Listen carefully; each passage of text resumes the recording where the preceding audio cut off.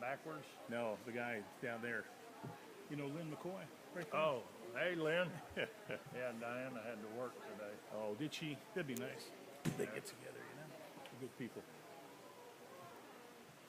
Yeah. Well, T. Taylor was kind of your mentor, wasn't he? Yeah, well, he hired me. I already was pretty knowledgeable, but I mean, it took him 2 years to convince me that he was serious about hiring me. Really? Oh, jeez. See, that's a good story right there. Yeah. We'll go over some of that Yep. if you get into my roots. Yep. 5 minutes until showtime.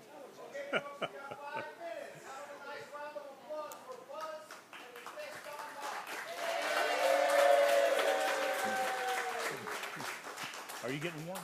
No. Okay, good. Warm-up. We now know we have listeners and viewers in England, in London, in Sweden, and in the Philippines. Imagine that. All because of you. Thank you very much. Huh? We want to have a loud applause so they can hear us. And I got to keep the job and keep the boss happy. So give me your best round of applause. Here we go. On the count of 3. 1, 2, 3. Wow. That's pretty darn good. We're going to need another. You know, we might be able to rent them out. Yeah. Pay extras. That's right. 4 minutes until showtime. Thank you. Uh-oh, it's raining.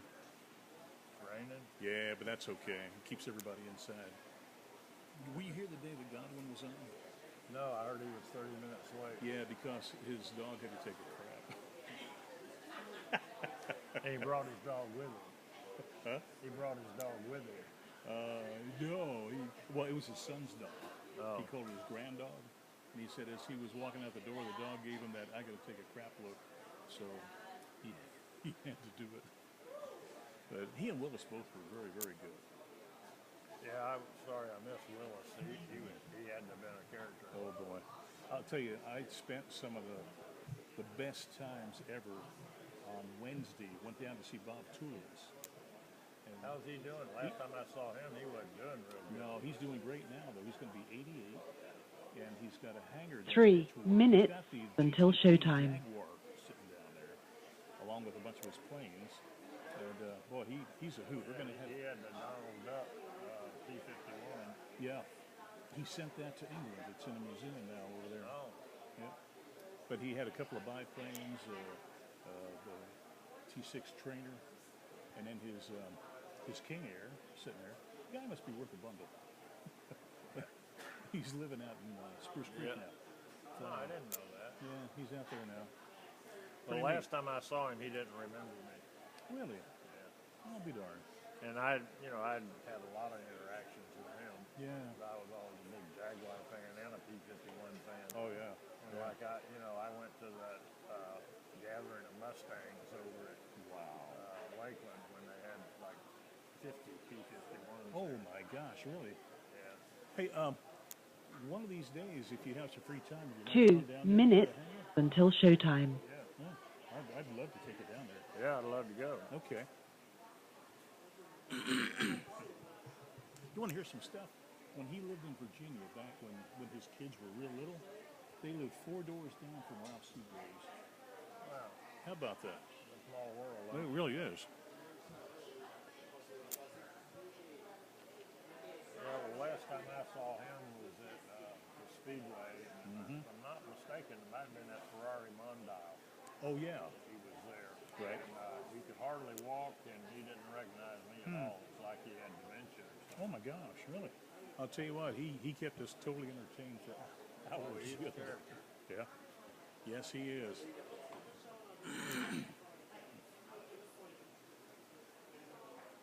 Did they ever do that sound check? Yeah. Yeah, we're good. Okay.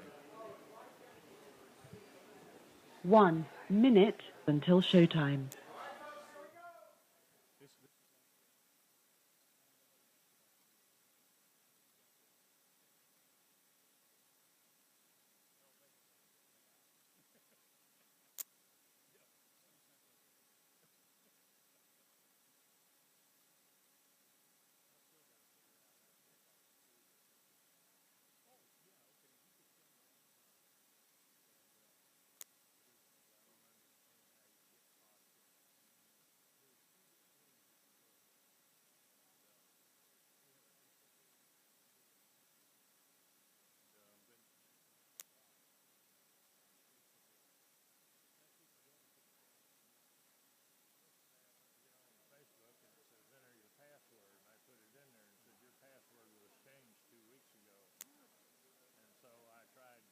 Your show will go live in 5 seconds. 4, 3, 2, 1.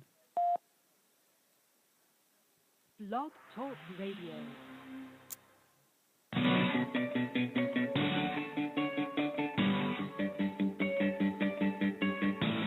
Now, from the world's most famous beach, from where beach racing began, it's the Legends of Racing radio show. Live from racing's North Turn Beach Bar and Grill in Ponce Inlet, Florida. The Legends of Racing radio show. And your host, Buzz McKim.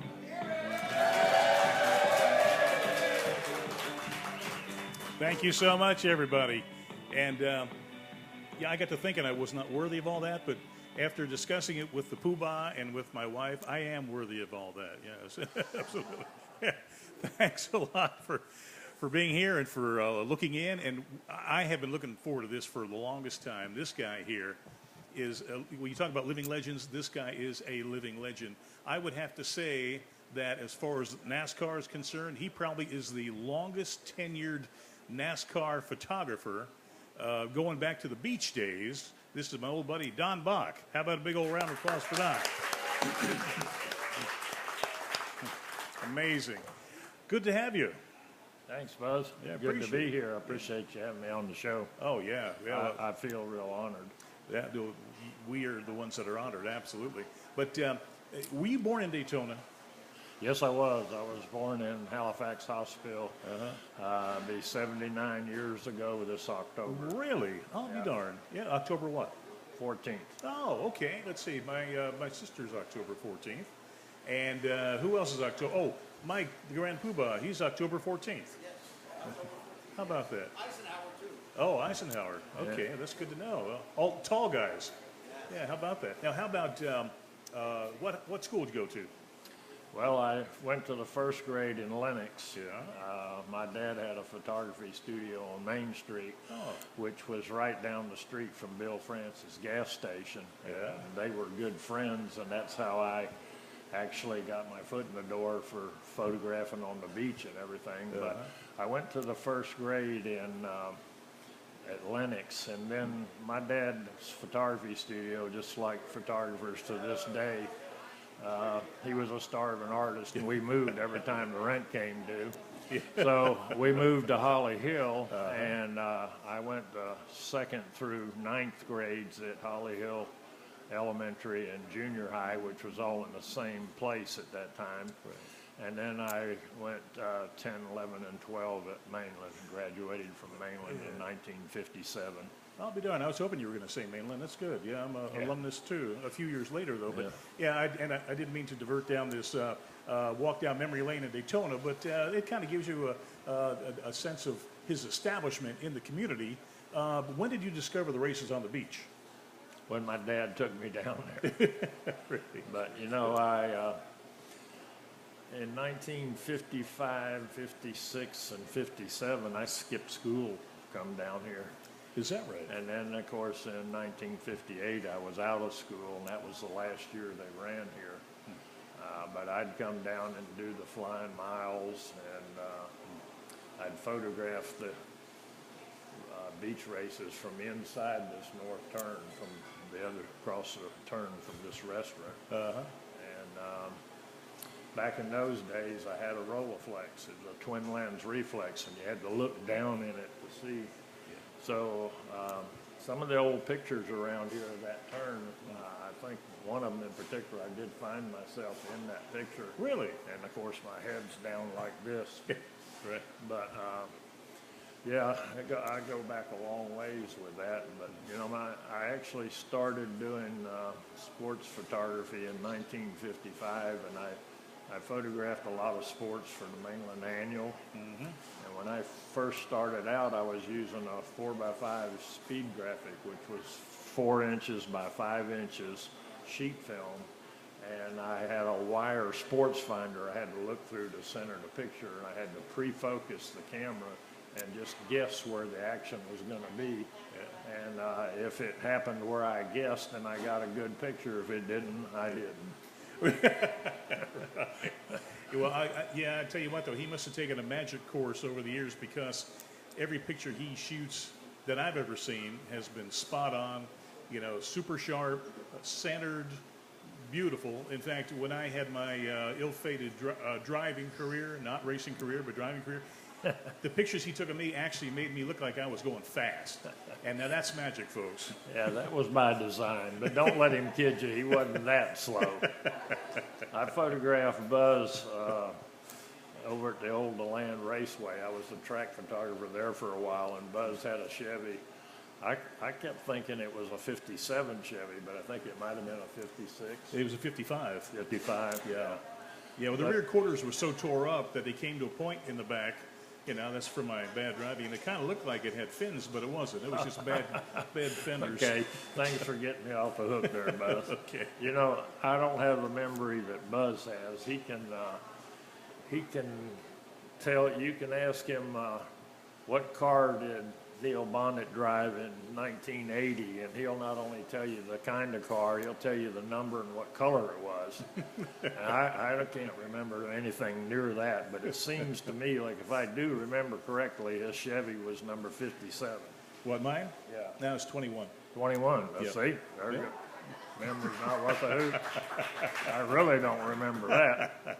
Well, it really started out as a I'm number talking 3. about your number, Buzz, not Neil Bonnet's. Oh, you mean Neil's number? No, yours. Oh, mine was 21, yes, Well, it was. I think Neil's was too for a while. It certainly was when he drove for the Wood Brothers. Yeah. Yeah, absolutely. But the things that this guy has seen and shot over the years has been phenomenal. In fact, I see his cohort, his Siamese twin down there, Jim Jones, just came walking in, and between the two of them, they got the history of the sport pretty well down. And you didn't just shoot NASCAR, though. You shot sports cars. I mean, nearly everything that was ever run at Daytona Speedway, right?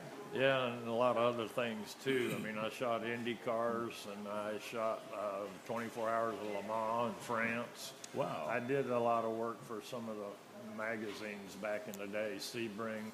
I shot for Sports Car Graphic and Road and Track. And I've had a lot of publications.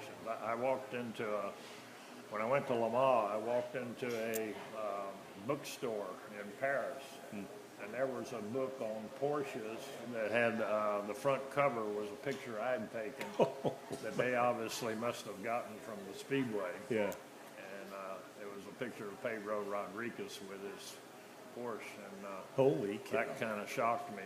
But yeah, I guess you could say I've been published worldwide. Yeah, you're international. Well, that's pretty darn good.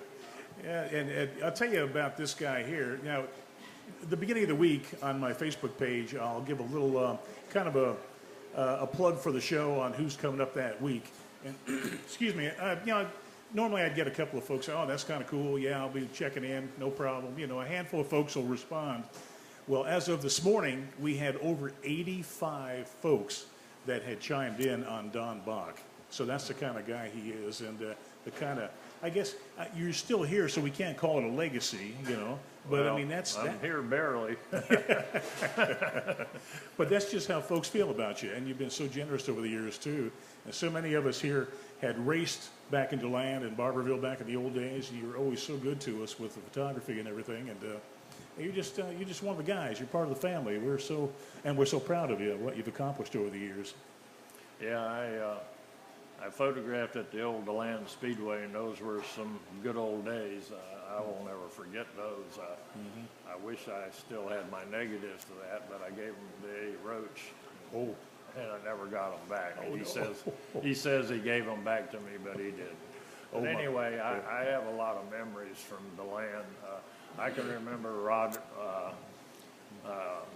Robbie Ashton showing up one day with bullet holes in his car. I wasn't sure if that happened on the racetrack or when he robbed the bank to get the race car, but that's the way things went back in the old days at DeLand. Oh yeah, it was rough and tumble, that's for sure. Yeah, Curtis Turner would have fit right in with that old DeLand racetrack, right? And you know, I was the original photographer at Barberville, and I was the original photographer at New Smyrna Speedway. And one of them would run on Friday night, and the other one would run on Saturday night, so I was doing both. And so all of a sudden they switched to both of them on Saturday nights, and I couldn't be in two places at once. So I got a hold of Jim Jones, and I got him I told him I wanted him to cover New Smyrna for me until one or the other went out of business because I figured they couldn't both run on Saturday night. Well, that never happened, and I have to give Jim credit when Barberville was the one that shut down. And Jim asked me, did I want the track back? And I said, no, you've been there, you know everybody, just go ahead and keep it. And lo and behold, about a month later, Barberville started back up. And I guess I spent 35 years there at Barberville. And then I've been on the photo staff at Daytona Speedway for 56 years, and they put lights in. And so that conflicted with Barberville during speed weeks, and so I had to give up Barberville, and another good friend of mine, Dave Shank, is the photographer there now, and I still do the go-karts at Barberville, but they don't run during speed weeks, so it's not a conflict. Well, we're going to take our first break here in just a second. When we come back, we're going to find out how you got on the staff at Daytona Speedway. Be back in just a second, folks.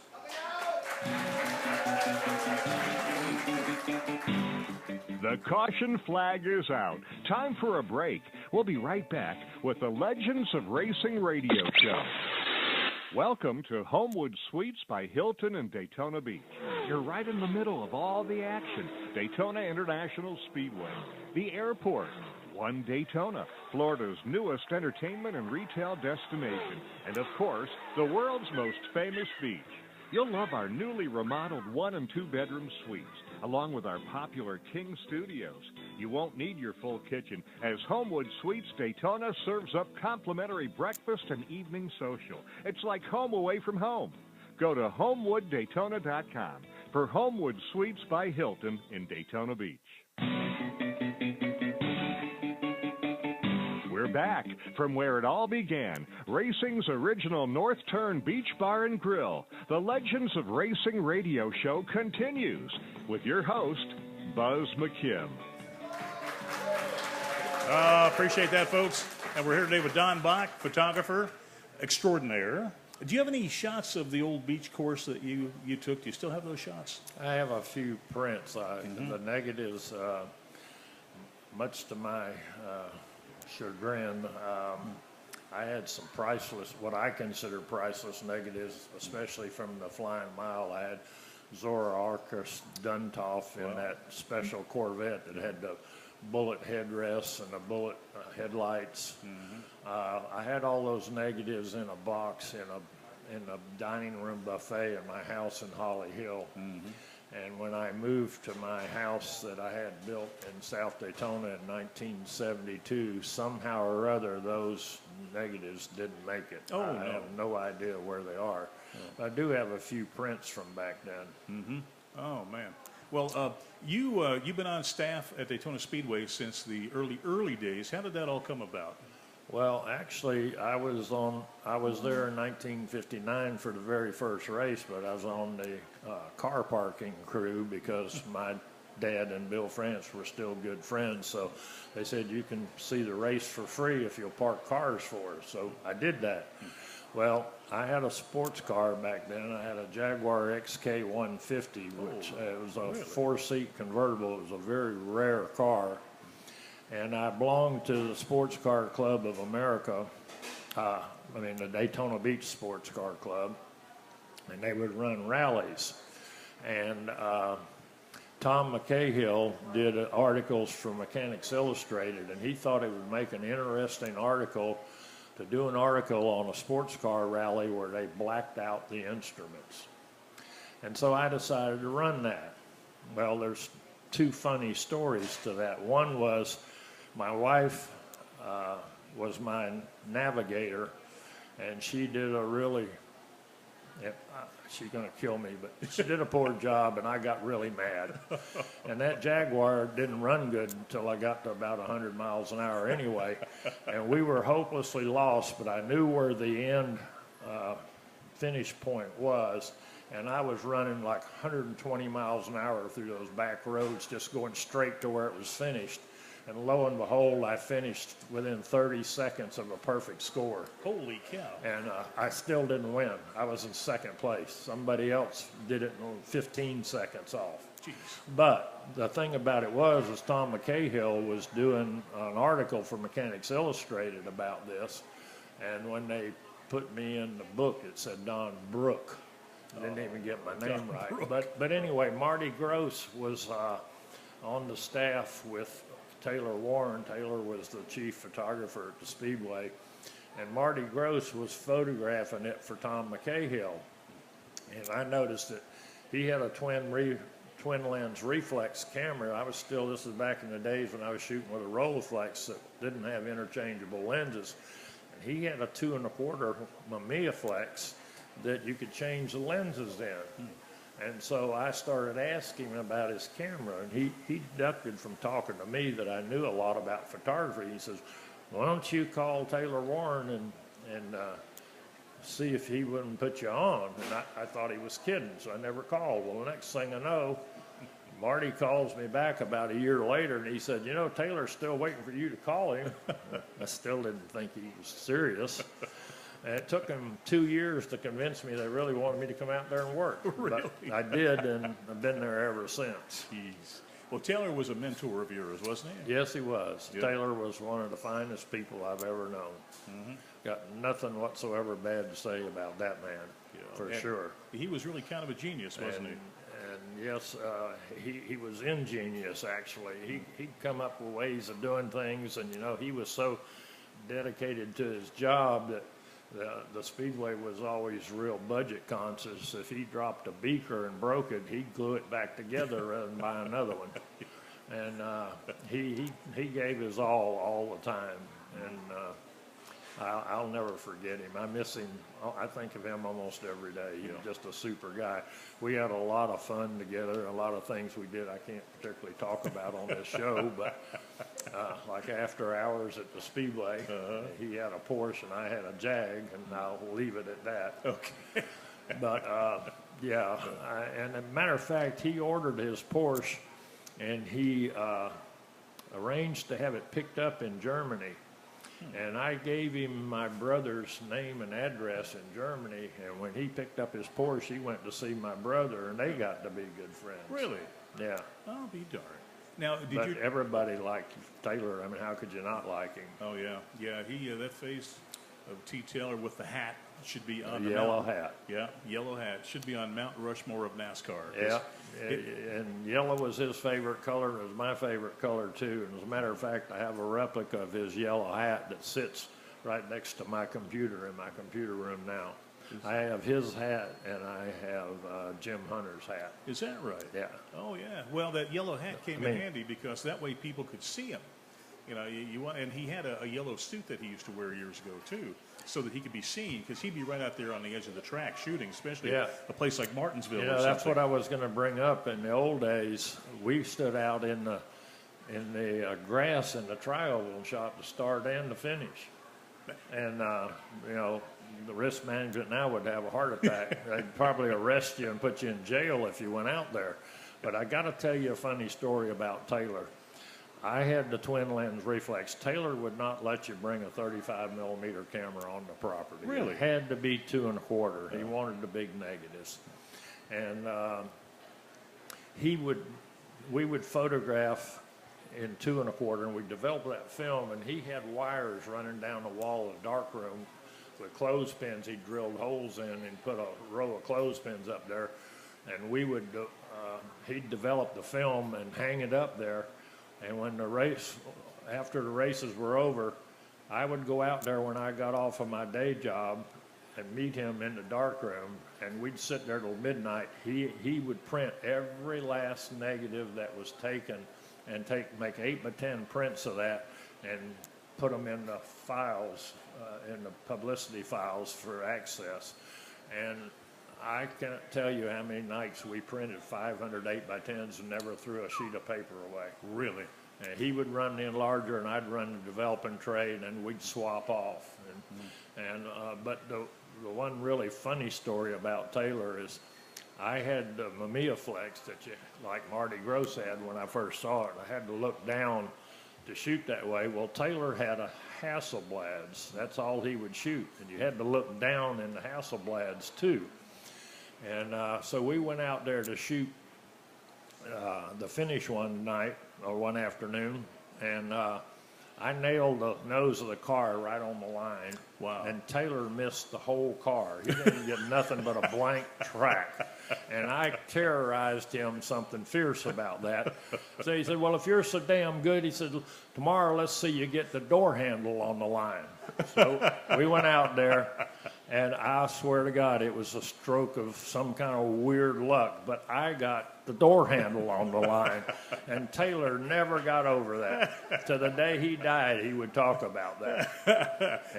He never busted my chops about not being competent anymore. Yeah. And I got to tell you, it was sheer luck, because there is a shutter lag, you know. You just have to guess when to push the button. And I just got really lucky 2 days in a row. Well, those photos that Taylor and Don took over those years became the basis for the archive department that's out at the Speedway now. And used to print up so many of those things, and they were printed up basically for the media, right? Yeah. Yeah, and then there was always for the publicity department. Yeah, and then there were always some that was left over, so they just started files. And that was the basis for what has become the archives. So your stuff will live on forever and ever. Yeah. Yeah. Now, who was your favorite person to shoot? I couldn't even begin to tell you that. You know, that's the one thing about my cameras. It's never been very ludicrous financially, but my cameras have opened doors for me, and I've been places and done things that people could only dream of doing.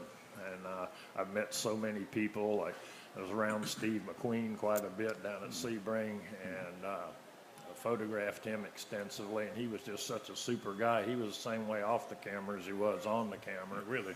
And I met a lot of famous people through rubbing elbows with them or taking pictures of them or being around them. Well, how about Paul Newman? Was he okay? You know, I had a lot of problems with Paul Newman, and I got to tell you a story about Paul Newman too. He was at the Speedway to run the 24 Hours of Daytona in a Ferrari, and Time Life Publications had sent a photographer down to photograph him at the races, and Paul had said he didn't want any pictures made of him, and that's what he told me when I went to take a picture of him. He says, if you take any pictures of me, I'm leaving. And so I told my boss that, and he said, well, if he's not going to let us take his picture, he might as well leave. But Bill France didn't feel that way. Well, anyway, this Time Life photographer was a kind of a strange-looking guy. He was bald-headed, and one eye went this way, and one eye went that way. But I was coming into the pit area, and I was at the gate between the driver-owner lot and the pits, and this guy was standing by the gate with a camera with a fairly long lens on. I said, what are you doing out here? He said, well, you see that motorhome over there? I said, yeah. He said, well, Paul Newman's due to drive the next shift, and I'm going to get a picture of him when he comes out. So lo and behold, he'd hardly gotten the words out of his mouth, and Paul Newman looked over there and saw him pointing, and it wasn't one of those paparazzi where he pops right up in your face with a camera. He had a long lens, and he was a distance from Paul Newman. And Paul Newman saw him, so he comes walking up, and he said, I just got to tell you, in my opinion, you're the world's biggest asshole. And the guy said, well, Mr. Newman, you have no idea how happy it makes me to know that your opinion of me is much higher than my opinion of you. And his jaw dropped about 3 miles, and he turned around and walked away. Well, I had another encounter with him where he was in a garage area, and the only water fountain in the whole garage area was in the other end of his garage. And I went in there to get a drink of water, and I swear they were bodyguards, but 2 big guys come up and said, you need to get out of here. And so later I got to know him because he was good friends with Sarah Gertis, who is now head of Council of Aging here in town, but she was working at the Speedway at the time, and she was good friends with Paul.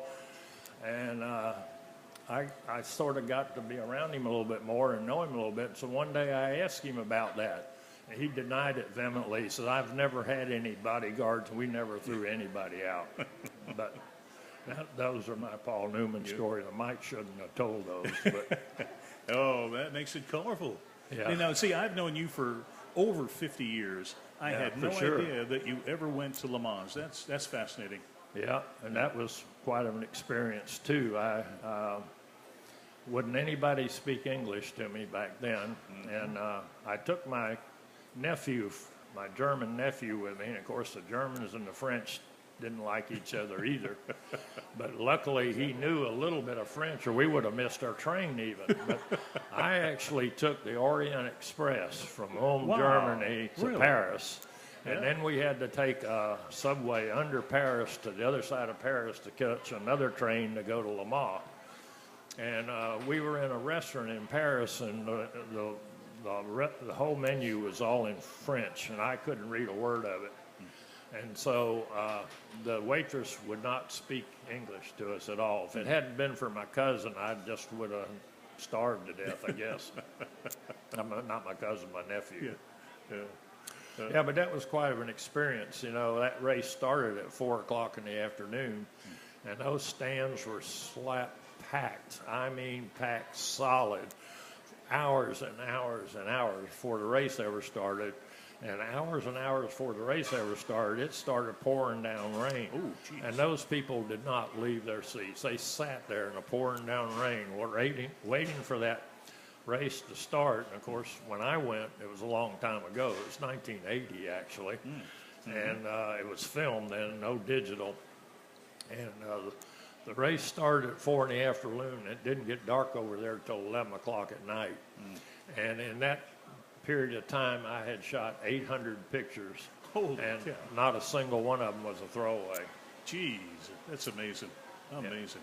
Yeah, well, we've got everyone you ever shot for us, and I know Tommy and Norman and some of us over here, probably Jim and Don, they probably have every photo you ever shot for them years and years ago. Yeah. And they're heirlooms now. They're family heirlooms. How about that? Yeah, I have a lot of people come to me. I did a lot of youth sports, too. I photographed the NFL for 11 years for Pro Football Weekly, and I was covering the Tampa Bay Bucks for them. They had a photographer in every city, and I had started out working for them. I was shooting the World Football League in Jacksonville for them when I heard that Tampa was getting a team, so I called them and asked them, could I cover the Tampa NFL team for them? Said, well, we prefer to have a photographer in each city, and we don't pay travel expenses or anything like that. So that's all right, I'll do it.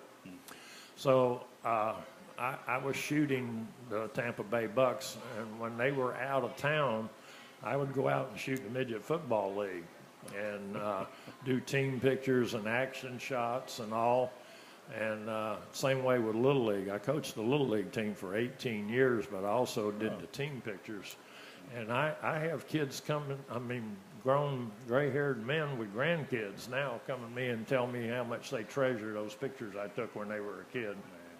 So it's been rewarding in that response, in that respect. Yeah, but, that's your legacy right there. Yeah, but, unfortunately, I never made any money, but I have had some pleasant moments and enjoyed a lot of things. And like I said, it opened a lot of doors for me. Wow. And, my roots, I have to, Phaedra Lee has Back to the Roots at Bill Francis' old gas station. Well, that's right. My roots go way back to that gas station, and my dad's studio was right down the street, and I spent a big part of my life sleeping on a cot in the dark room and playing with film spools for toys because I didn't have any money to buy any toys. But I used to ride my tricycle, and I had a little propeller on the tricycle handlebars. Yeah. I'd ride my bicycle up and down Main Street so fast the propeller would spin. And his store was right where it ended up being Kay's Restaurant. She started out on the corner of that alley and Main Street, and she started expanding. But before she expanded, there was a fruit stand there, and I'd go in there and aggravate them until they gave me a tangerine or something to get rid of me. And then I'd go in Lawrence Johnson's hardware store, and they had toys in there, and I'd go in there and start playing with the toys because I didn't have any, and they'd run me out of there. So then I'd go to Rohatch's Bakery and pester them until they gave me a cookie. And then I'd go around the corner to Shorty Hood's taxidermy shop and look at all the stuffed animals. But you talk about back to the roots. My roots were right there. Well, it's good you did it when you did, because now Daytona's going to pass a law against that panhandling. So you got away with it while you could. Yeah. We're going to break for halftime. We'll be back in just a minute.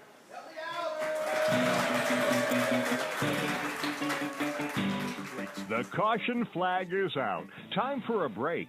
We'll be right back with the Legends of Racing radio show. Racing's original North Turn is our broadcast headquarters.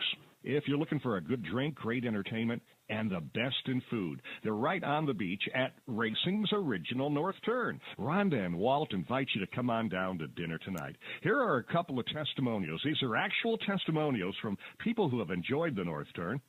Been there many times, always great food and drinks, great location on the beach. And another, what a great experience. It's my new favorite restaurant in the Daytona Beach area, Racing's Original North Turn on South Atlantic Avenue. That's A1A in Ponce Inlet, about 3.2 miles south of the Dunlawton Bridge and A1A intersection. It's Racing's Original North Turn, a restaurant, museum, bar, gift shop, live music. That's Racing's North Turn. Racing's North Turn has been voted by you top 10 beach bar 7 years in a row. Next year, they're going for top 5. We're back from where it all began. Racing's original North Turn Beach Bar and Grill. The Legends of Racing radio show continues with your host, Buzz McKim. Thank you, folks. Can't believe we're halfway through already. We're here with Don Bach, legendary photographer, going back to the beach days. He shot about anything that would stand still, and preferably it wasn't standing still when he shot it. Yeah. We're going to take a little break here for the commercial shameless plug for Buzz McKim Racing Art. Right here behind me is a picture I did of Harry Gatt. Now, you might remember it was here last week, but we got so involved with the conversation with Ron Rice that we never had a chance to talk about this painting. Harry drove for Hal Needham, and Burt Reynolds and all that, and everybody loved Harry, but it's like when he was going to win. He came in second 9 times, kind of similar to Chase Elliott now. Still hadn't gotten that win. So here he is at Martinsville in 1982. I titled this painting, Finally, ! Because he finally won the race. But what made it interesting is that during the race, he got into the back of Joe Ruttman, and you can see that the right front fender is all tore up and all the guts are hanging out the bottom. And I thought, that'd make a pretty interesting story. So I went ahead and painted that up. And so we'll have something new here next week, but we never had a chance to talk about it last week. But we're talking about the sports car races and your Paul Newman stories, but you have another story about another Hollywood legend, don't you?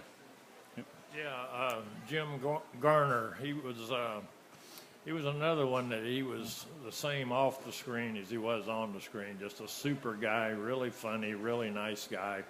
And I remember back in the early days at the Speedway, they actually had a cafeteria in the infield, and they had some African-American ladies working back there, and he would actually go behind the serving line and give them a hug and smile and have pictures made with them. And just a really super guy. And he had some Lola T70s that he raced in the 24 Hours of Daytona.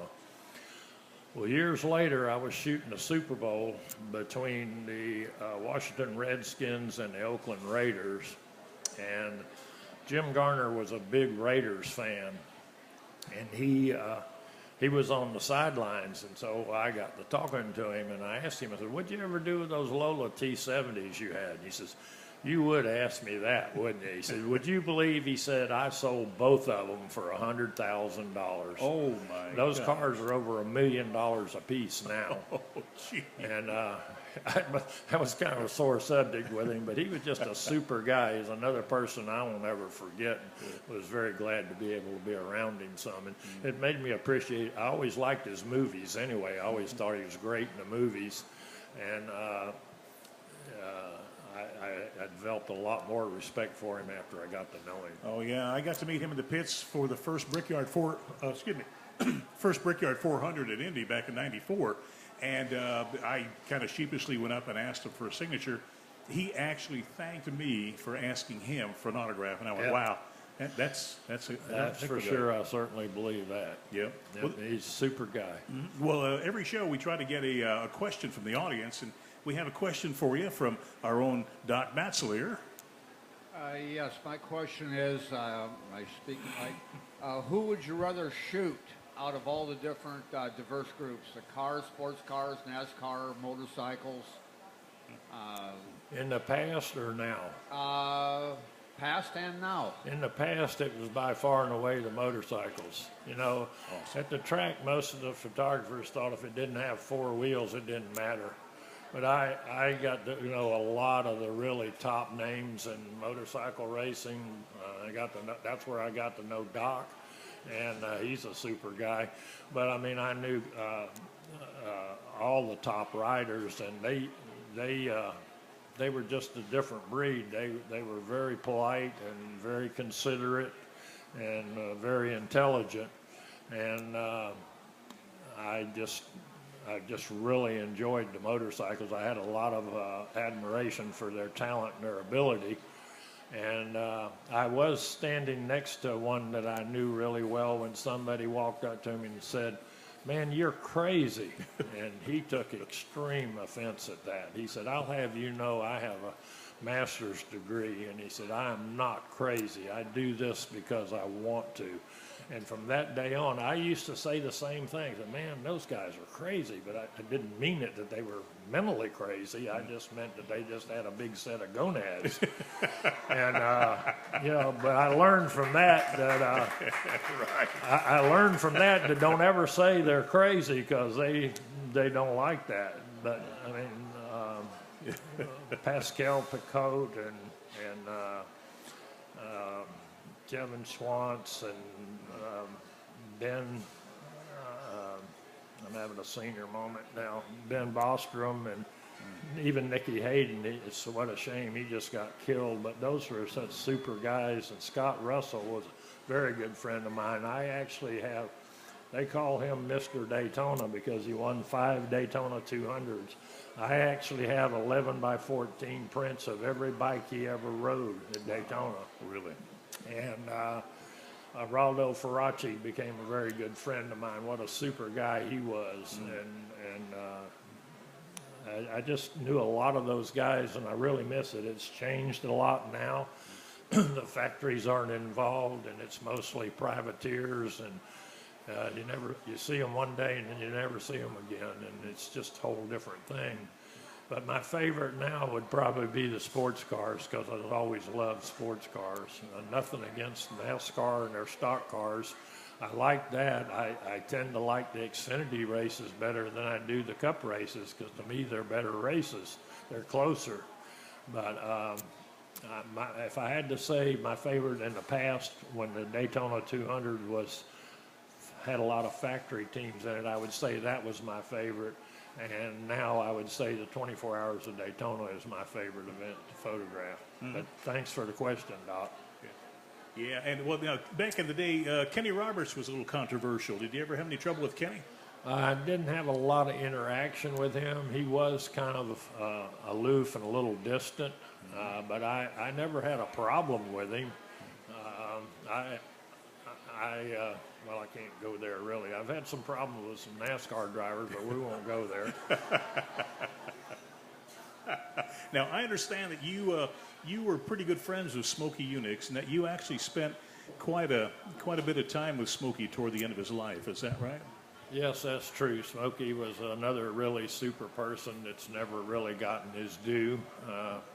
He and Mr. France Sr. and Jr. didn't get along real good, so I can only assume that's the reason he's not in the Hall of Fame, but he should be. But I spent a lot of time with him. When I had Halifax Photo, he was involved with Prolong oil products, and he would come and get all his commercial photography done at my studio in Halifax Photo.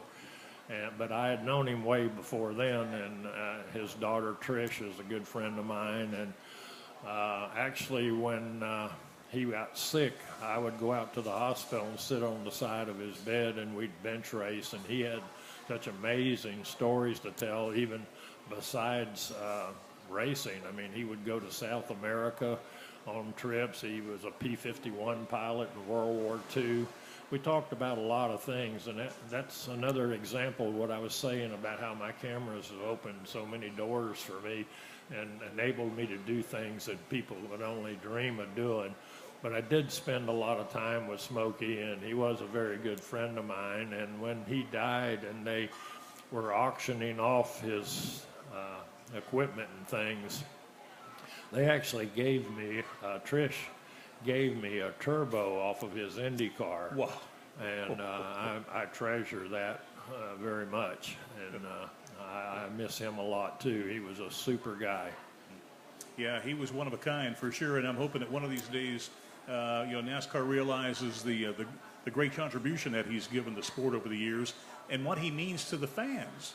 He's still got a ton of fans out there, and I think that they're missing the boat by not revering Smokey and what he's done for the sport.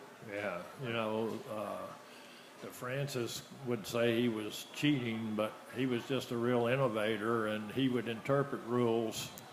Like, for instance, the fuel line. There was no rule said what size the fuel line had to be, so he made a few lines about the size of a exhaust pipes, and so you could hold a lot more.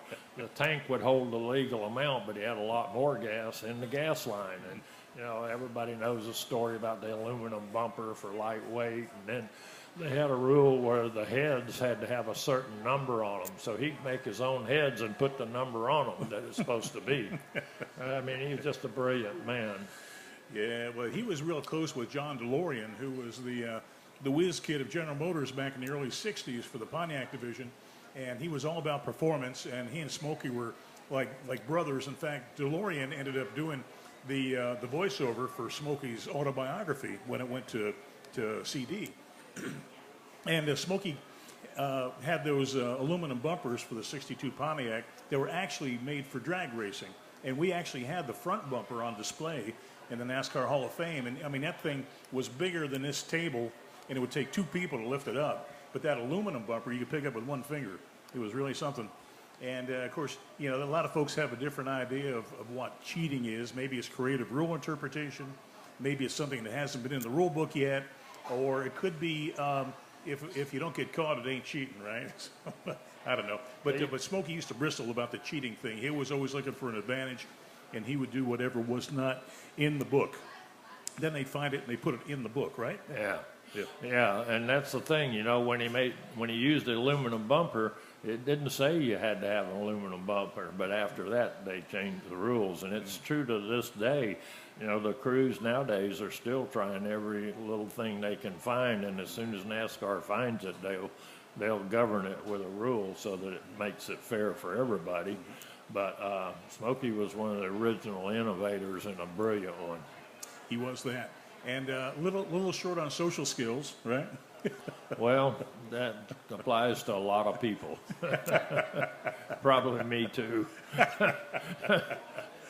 Well, you're never going to get through life without stepping on a couple of toes, right? Yeah, that's for sure. Yeah. And when you got size 14 feet, it's a pretty big problem. Same way with when I put my foot in my mouth, kind of hurts. So they can go both ways. Yeah. Oh, man. Well, where do you see yourself in 10 years? Cemetery. Oh, geez. Well, we're going to see what we can do to keep you around for a while. Most definitely. Yeah, well, Buzz, I'd like to retire, but the taxes and insurance on my house are more than my mortgage was when I had one. Oh, Lord. So I have to keep working, and I'm far too frail to dig ditches. So hopefully the Speedway will keep me employed gainfully. Yeah, that would be awful nice. But, you talk about your motorcycle shots. I mean, I love everything you do, but those bike shots of yours are so incredible. And, the real tight, one bike shots, and you can see every nut and bolt, and, everything is so sharp, and you can almost hear the motorcycle. You can almost hear the engine and you see where the tire is making contact on the asphalt, and the contact patch is about that big. He gets it every time, and it's breathtaking. I won some awards when I belonged to the Florida Professional Photographers. They awarded me the Florida Degree of Photographic Excellence, it was called, and it's something they didn't just give you. You had to earn it with merit points from print competition and service points, and I was awarded that, but I had some award-winning pictures.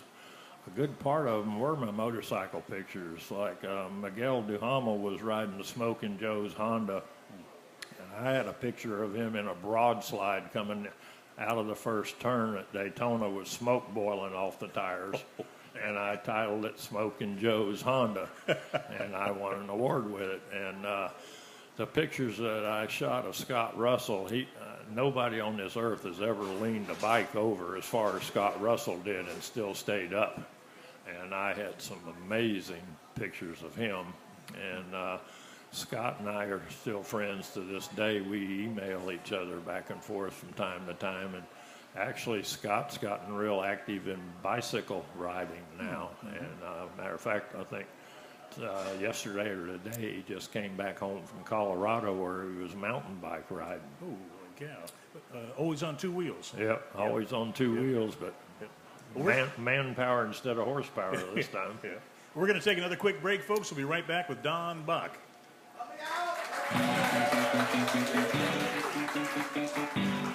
The caution flag is out. Time for a break. We'll be right back with the Legends of Racing radio show. At Beach Boys Embroidery and Tees, it's all about making you happy. Beach Boys Embroidery can customize your athletic golf apparel, caps, hats, badges, buttons, magnets, backpacks, bags, totes, clocks, watches, and of course, T-shirts. Sure, they're at 2033 South Ridgewood Avenue in South Daytona, and they're waiting for you to call now. 386-255-5880. Beach Boys Embroidery and Tees. We're back from where it all began, racing's original North Turn Beach Bar and Grill. The Legends of Racing radio show continues with your host, Buzz McKim. Thank you very much, folks. We certainly couldn't do it without you. Yeah, interesting. Here's a couple of comments that have come across on the internet here. Paul Shepard, I never fully considered myself a race car driver until Don Bach took a picture of me. Love you, buddy. Paul was a local driver. Tom Gray, who is a driver and also an announcer, he says, camera focus, tuning in from Charlotte, North Carolina.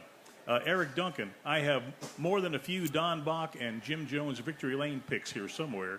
And Tom Gray also wrote, Don captured my best days racing at Volusia. A few not so good days too. Yeah, you wouldn't mind taking pictures of cars that were wadded up either, right?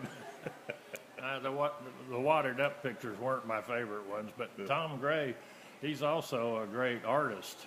I didn't know if you knew that or not. But, I mentioned earlier I had shot the Super Bowl with the Washington Redskins and the Oakland Raiders, and that game was the Washington Redskins were heavily favored, and I mean they weren't even in the ballpark. They got beat like something like 31-9 or something, and Pro Football Weekly had me there because it was in Tampa, the Super Bowl was, but they sent the Washington Redskins photographer there also. And he was a big Redskin fan, and he got so upset with how they were getting beat that he left. So when the game was over, I went in the Oakland Raiders locker room first, but then I went over to the Washington Redskins locker room because the other guy was gone. And I saw Joe Gibbs get up there. Back in those days, I had a really bad temper, and I'd fly off the handle. The littlest things, to this day, little things bother me. The major things don't seem to bother me. I'm kind of, oh, well. But the little things always just bothered me tremendously. And I sat there in that Washington Redskin locker room, and I heard these reporters asked all these stupid questions to Joe Gibbs, and he was so calm and collected, and he was so congenial and took the blame himself. And I mean, he just conducted himself in such a way that it just totally amazed me. I said, here's a man that suffered probably the biggest disaster of his life, and look how he's conducting himself. How cool is that? And it actually changed my life. Wow. And really? I later saw him in the garage at Daytona, since he has Joe Gibbs Racing now. And I related that to him, and he thanked me for my testimony. And, of course, he handed me his tract again, because he gives out tracts trying to save souls. But I hate Toyotas. I mean, I shouldn't say hate. I shouldn't say hate. That's not a good thing. But I really do not like Toyotas. But I have the highest respect for Joe Gibbs to this day. And it's the same way with some of the top-named drivers who I don't think their personality is nowhere near what it should be, but I respect their driving ability. So I'm able to separate respect in different ways. But I have the highest respect for Joe Gibbs. He actually changed my life. Yeah, he really changed a lot of folks. And speaking of folks that changed lives, how about Bill Sr.? Do you have a lot of interaction with the tall man? Yeah, the tall man. You know, Annie B. France was the one that gave me my first set of keys to the buildings at the Speedway. Really? And like I said, Bill France and my dad were good friends. And so was Mr. Moneypenny, who did the plans for Daytona Speedway. Mm-hmm. But yeah, the tall man, we used to call him, he had a lot of respect and appreciation for photographers. And, of course, this was back before the days of television, so things changed drastically. And, you know, now television pays a lot of money, and they get a lot of privileges that the rest of us don't get. It's a different world now. But when Bill Sr. was there, he really appreciated photographers or any media people that would publicize what he was trying to do. He took care of his people too, didn't he? He definitely did, and so did Taylor. You know, that's another thing about Taylor. Back in the day, when Union Oil was there and Wynn's friction proofing, all these things, they used to have goodies they'd give out to the drivers, like jackets and things like that. Well, Taylor would always get those things for himself, but he'd also get them for everybody on the staff. All right. And I have several racing jackets that I got thanks to Taylor Warren that I would have never got otherwise. Wow. Is there anything that you never got to shoot that you wished you had? Yeah. Don't say the Playboy centerfold. Well, yeah, that would. I didn't think about that, Buzz, but Yeah. you know that would probably be number one. Yeah. But number two was the Thunderbolts, the Miss Budweisers, the unlimited hydroplanes. I always wanted to photograph that, Yeah. and I kept procrastinating. I was going to go down to Miami Stadium and shoot them, and then a hurricane came through and wiped the stadium out. And they don't run anywhere near here anymore. As a matter of fact, I'm not sure they even run anymore. I know there's no Miss Budweiser anymore. Yeah. But that's one thing I always wanted to shoot and never got to, and it's kind of been a frustration. Mm-hmm. But, you know, that Playboy gig, that wouldn't have been a bad gig either. Yeah, that would be kind of nice. I probably wouldn't be married anymore. But yeah, we have an eye on a unlimited hydroplane driver that we're going to get on here one of these days. That's another aspect of the show. You know, we're all about diversity, and I think it'd be really interesting to pick the brain of someone who did something as crazy as that. I could call those guys crazy, right? Well, I wouldn't. You can, yeah, but I'm not going to call any. I'm not calling any athlete crazy ever again. Yeah, they kind of put you in your place, huh? Yeah. Yeah. Well, you know, I never looked at it that way. I meant it as a figure of speech. You know, it was more for me. It was more of a compliment. Yeah. But they didn't look at it that way. I never realized that until I overheard that conversation, and thank God it wasn't me that said he was crazy. Yeah. But I think over the years you probably learned that anyone who straps into a seat or gets on a bike or does anything in a competitive nature, even if you're a kid playing midget football, you know, that's something that really takes a lot of guts. Yep. And you have to admire anybody who is involved in any of those venues. Yeah, absolutely. For sure. Yeah. So let's see, we have one more quick break coming up, and then we have a few things to wrap up, and we'll be back in just a minute with Mr. Don Bach. The caution flag is out. Time for a break. We'll be right back with the Legends of Racing radio show. Welcome to the Janet Hale Foundation website. With this website, we hope to broaden our reach, to find someone like you to help us on our journey. Janet's journey started 40 years ago to ensure that all children had a toy under the tree at Christmas. Today, thousands of toys and clothing are donated for underprivileged kids. We need your help to continue our journey. Tour this website and find the Donate Now button.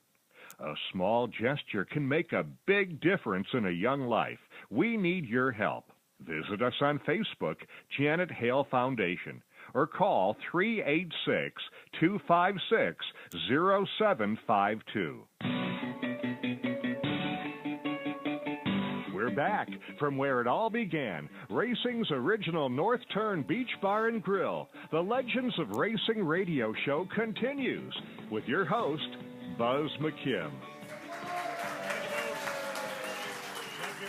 Restaurant with photographer extraordinaire Don Bach, and I can't believe we're coming up on the end of the hour already. You think he would consider coming back for a part 2 one of these days?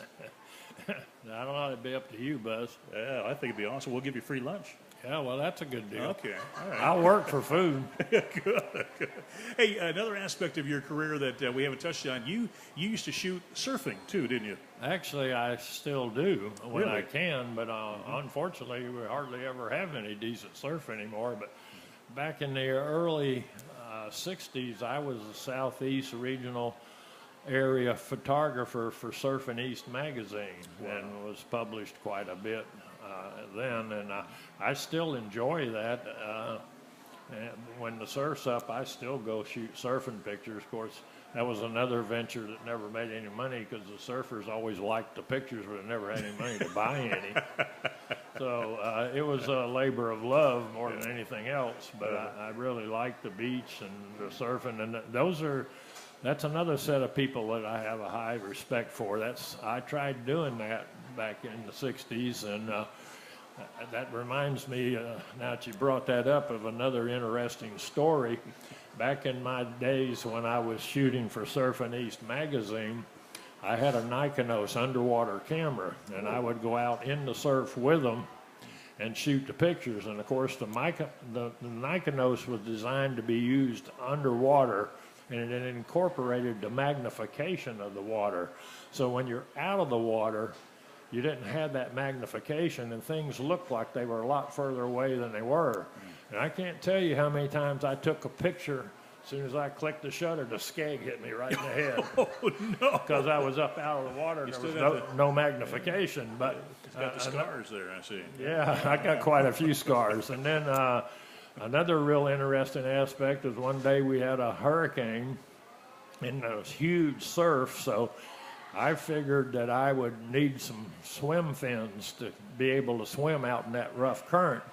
Well, the first wave that hit me ripped those fins right off. Oh, no. And the current was ripping north, and I was just south of the Main Street Pier, and it started taking me right at that pier. Oh, man. And to this day, I get goosebumps on the back of my neck just thinking about those barnacles on those pilings, and I got really lucky because when it was sweeping me right under the pier, and I knew I was going in there. So what I did is I started swimming at a piling, and the wave washed through as I went through. It took me from just beside this piling. I got out the other side just before the other row of pilings. Whoa. And the next day I went and bought a lens this long. I've never been back in the water again. But, yeah. You want to be I'm probably the only guy around here that shopped a pier without a board. And there's a lot to be said for being the oldest photographer, right? Yeah. Yeah. Yeah. Well, then I wasn't old. I was pretty young back then, in the early 60s. But you survived to today, though. Yeah. Still here. I'm not sure how, because, I did some really stupid things when I was the track photographer at Barberville too, because they used to have just a steel guardrail, like 2 rows of steel that was on sawed-off power poles, and I used to stand in outside turn 4 on one of the poles, and I'd stand there and watch cars whiz by me going right over the wall and out in the woods. It was a really stupid thing to do, and I'm not sure how I survived it. Well, it seemed like it worked out pretty good, though. Yeah, I got lucky. Now, you didn't stand behind the guardrail. You stood on top of the pole. Right. Yeah, that was kind of dumb. Yeah. I'm just saying. Well, they went right through the guardrail or over it, so it wouldn't have made much difference. Yeah, and you wouldn't have slowed them down at all, And would then you? I did think that I'd gotten a little smarter, so I moved to the end of the wall. They have a concrete wall in the front straight that ends where the entrance into the infield is. So I started standing up on the end of the wall out there, and they were running the super modifieds, and this guy lost something, I don't know what, but he came straight at me. Whoa. And I went to jump off the wall, and he hit the tires at the bottom of the wall, and there was a bunch of water in them, and it sprayed that all over me. I almost killed myself jumping off there and trying to run, and that water, I thought it was gas, and I thought I was going to burn alive. Scared me nearly to death. And Pete Bauer from the News Journal had a picture of that, and the Goonie bird ran the thing in the News Journal. Oh, no. So I was rather infamous there. And another time when it was a NASCAR track and they were running the Busch Series there, they had a big late model race, and they had all these billboards up in turn 3, NASCAR, Winston Racing Series and all that. So I was outside turn 4 on the road, the little dirt road that was behind the guardrail, and I was going to photograph the start with the field coming by all those signs and everything. So I was always looking for the publicity picture. And they had a bad wreck, and they red flagged the race. So when they got ready to go back racing, I stood out there again. Well, they brought in an extra wrecker or two for the big race, and this guy had never worked at Barberville before, and he had a dog in the truck with him. I guess he wasn't paying any attention, and all of a sudden, when cars started coming towards the first lap, he just started backing up, and he backed right over me. He knocked me down, Really? and it started dragging me underneath the truck. Holy cow. And they say when you think you're going to die, your life flashes in front of you. But the only thing I could think of is I'm under this truck. He doesn't know it. And I could see the wheels, just the duals coming right towards my head. I was pinned under the truck, and it was dragging me. And my shoulder dug a trench in the dirt road. And when it dug it deep enough, it stopped me. And here come the wheels right to my face. And I saw my camera just explode in a million pieces. Jeez. And that roll of film that I had in there shot out like a New Year's Eve thing that you blow on, where it flies out and comes back. And I'm thinking, there goes my great shot. And then the next thing I thought was, I wasn't thinking, they say your life flashes in front of you. The next thing I thought is, well, I'm under here. He doesn't know it. I wonder how bad it's going to hurt before I don't know about it. And luckily, they started screaming and hollering, the guys in the fire trucks and all. And they stopped him, and now the duals were like this far from my head. Whoa. And I was hurt worse than I thought, but I insisted on, I wanted to go back. They stopped the race and to get the ambulance to me. And I said, no, I got to go in there and get my other camera. This one's ruined. And I actually finished the race. Well, when I got home, my clothes were stuck to me because it had taken all the hide off my back, and it had then congealed, and my shirt was stuck to me. And the next morning when I went to the bathroom, the toilet bowl was full of blood. Oh, Lord. So I had to go to the hospital, but I did survive, but that was a pretty close call. Whew, man, oh, man, I had no idea. So sometimes you're in as much danger as the drivers, then, huh? Yeah, they say that I consider myself having the best seat in the races, but most guys will tell you the race driver has the best seat. But I'd kind of argue with them because I've been able to go places and do things that other people can't do, and I've like I said, I've seen a lot of things and done a lot of things I never would have been able to do if I didn't have the profession I had. Wow, really a blessed life. Right place at the right time. Yeah, I've done that too. You know, Bill Warner is a good friend of mine, and he was shooting for Sports Car Graphic and Road and Track both, and he wanted me to come down to Sebring with him and shoot for one of the magazines because it was filmed back then, and he couldn't send the same pictures to both publications. So there was Maston Gregory owned a Ferrari 512 that flipped in the hairpin down there. And I had a shot, this is back before motor drives or autofocus or anything, but I had this Ferrari in midair. Oh. And then it landed, rolled over, and landed upside down, and it had gull wing doors, and it burst into flames. Oh, jeez. And I had pictures of the guys picking the car up and getting the door open and getting the guy out, and a picture of the car in midair was in Road and Track magazine. Holy cow. And Bill Warner says, "Dadgum, I get you to help me out, and you shoot me down in flames," because he didn't get the shot. It's kind of like Taylor Warren in the finish line, you know? Yeah. Well, timing is everything. Well, that kind of brings us to the end of this road, unfortunately.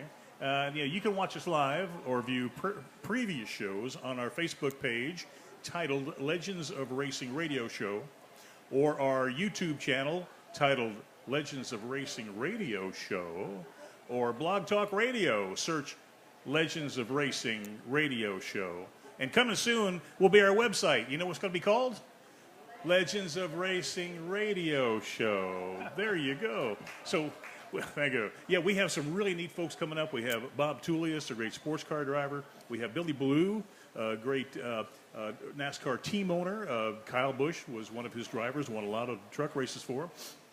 And Joe Mihalik, who was a big dog around Pittsburgh till he came to NASCAR.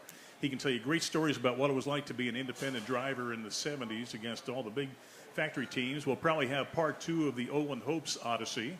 And I'm hoping we're going to have part 2 of the Don Bach story here one of these days. What do you think, Don? Would you like to see Don again? Absolutely. Thank you, folks. And we'll see you next week from the North Turn Restaurant. Take care. The Legends of Racing Radio Show originates live from the very spot where beach racing began, Racing's North Turn Beach Bar and Grill. Join us next time for the Legends of Racing Radio Show with Buzz McKim.